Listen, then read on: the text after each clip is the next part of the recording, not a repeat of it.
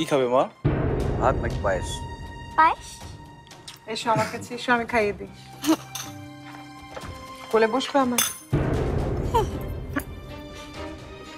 বড় হয়ে গেছো।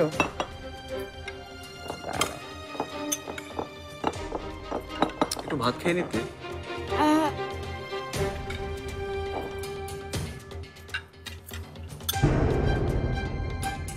বিসমিল্লাহ। কেমন? অনেক মজা হয়েছে।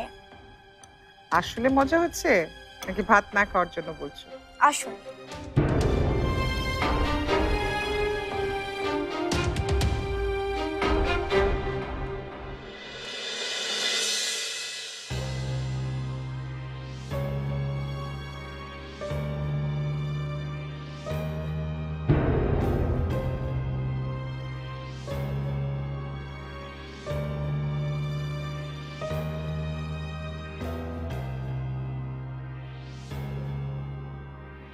কিরে, তুই ঘুমোসনি?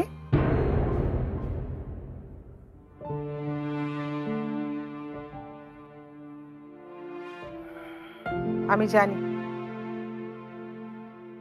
তুই আমাকে কি বলতে চাস।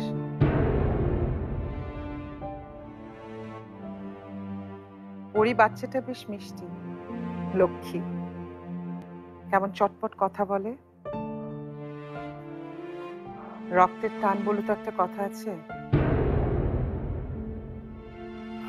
তুই আবার ভেবে বসিস না মিথ্যা বলার জন্য তোকে আমি ক্ষমা করে দিয়েছি।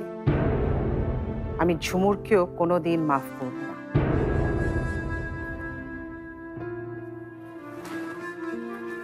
মা, তোমার কাছ থেকে এসব কথা লুকানোর অনেক কারণ ছিল।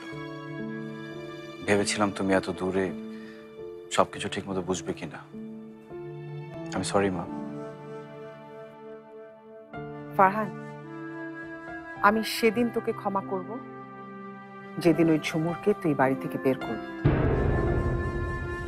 ওর মতো একটা দুশ্চরিত্রা মেয়ের জন্য আমাদের ফ্যামিলির এত বড় বদনাম হলো, আর তুই কাপুরুষের মতো ওকে মেনে নিবি, এটা অন্তত আমি মানতে পারবো না।